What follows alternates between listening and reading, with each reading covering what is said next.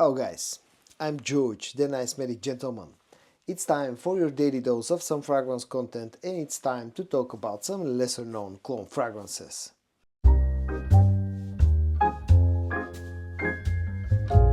The first lesser known cologne fragrance that I've included in today's video comes from the brand of Armaf and it's called Fate Denim Edit.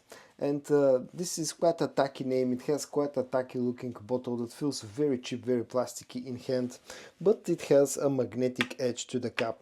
Now the scent itself in here smells a lot like Versace Eros Flame, but you would also maybe find it similar to YSL Myself EDP as well. It has a bit of the freshness, the citrusy freshness of the opening of YSL Myself, but in general this smells closer to Versace Eros Flame. But it also has a bit of an additional twist. To my nose, the opening here feels a lot more spicy, a lot more peppery than you'll find with both original fragrances. Other than that, you'll get some freshness, citrusy freshness in the opening. You get quite a lot of vanillic sweetness. There's a green apple note in here as well, which adds more sweetness.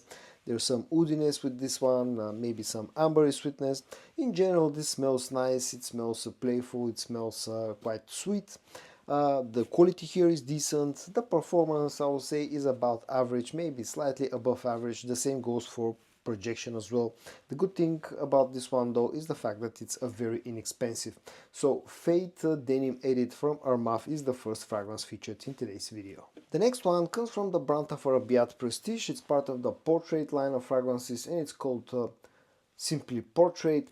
And this one smells a lot like Kilian's Angel Share, but it also smells quite a lot like the original Latafa Hamra, so that makes it smelling similar to Giza from Sava as well.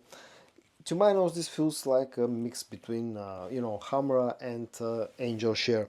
It has a slight hint of booziness in the opening, but which makes it feel a little bit similar to Angel Share, but it also has a lot of sweetness going on, which makes it smell a lot like something like Latafa Hamra.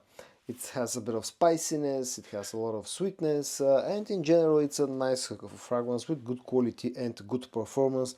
But I can't help but feel this one smelling a little bit redundant in a world where both Kilian Angel Share exists, where Latafa Hamra exists, and there are also quite a good number of good, Angel Share clones, and this one just doesn't add anything more to the mix to make it stand out. But apart from that, you get the usual high quality from Rayhaan Prestige, the good performance and everything else. Again, the problem with this one is that it's not that it doesn't smell nice. It smells nice, it performs nice, but it just feels a little bit redundant. The next one comes from the brand of Zimaya and it's called Itcan Noir.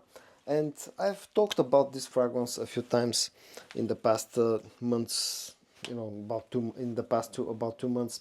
This one is a clone, but it feels like a hybrid clone between YSL Myself and YSL Myself Le Parfum. It's not as fresh as the OG YSL Myself, but it's not as dark and as sweet as the Le Parfum version, so it stands somewhere in between those two original scents.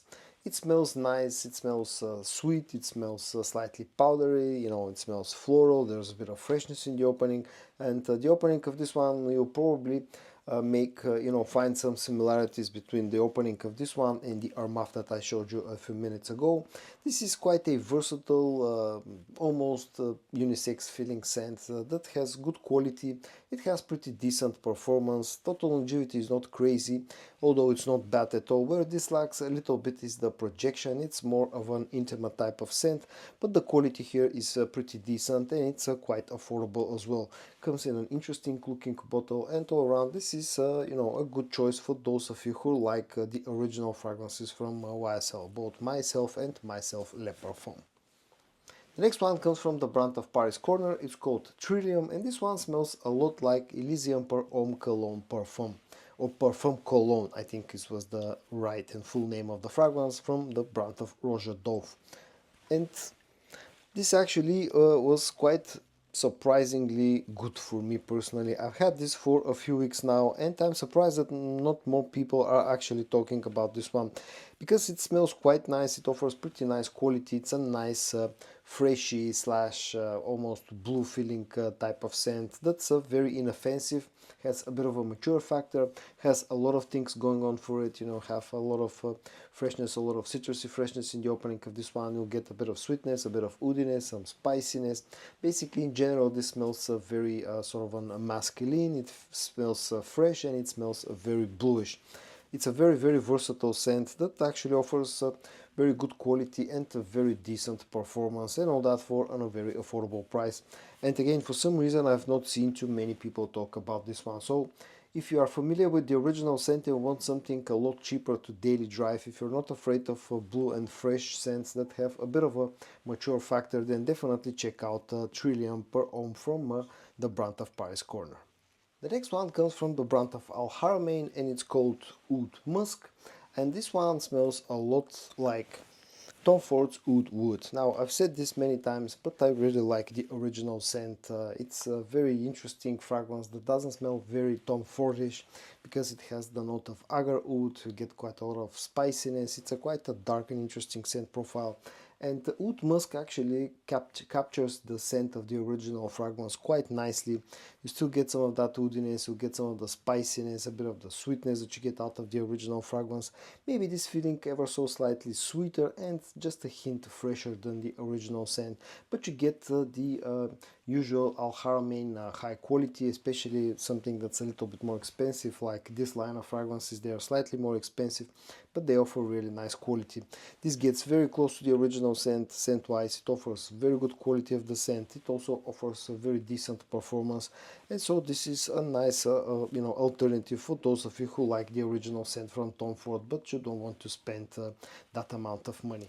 And the last fragrance that I've included in today's video comes from the brand of Art Al Zafran, and it's called Al Dirham Special Edition, and this smells a lot like Parfum de Marly's Altair. And again, this is one of the lesser known clones of Altair.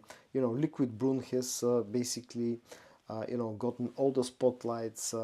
Art of Nature 2 from Lattafa gets a bit of attention. This is the one sort of a forgotten child, but I think this fragrance deserves more attention for what it offers. Yes, it's not as good as Liquid Brune, it doesn't smell as close to the original fragrance as Liquid Brune, but still this offers really nice quality and very decent performance as well. This is a little bit more spicy than the fragrance from, a little bit more spicy than Liquid Brune and the original fragrance, so it's not as close scent-wise, but still in the air smells very similar to Altair, and I do believe that this is a hidden gem because this also is the cheapest clone of Altair that I currently have, while at the same time still offering a very nice quality and a very nice performance. So I definitely think this one deserves more attention.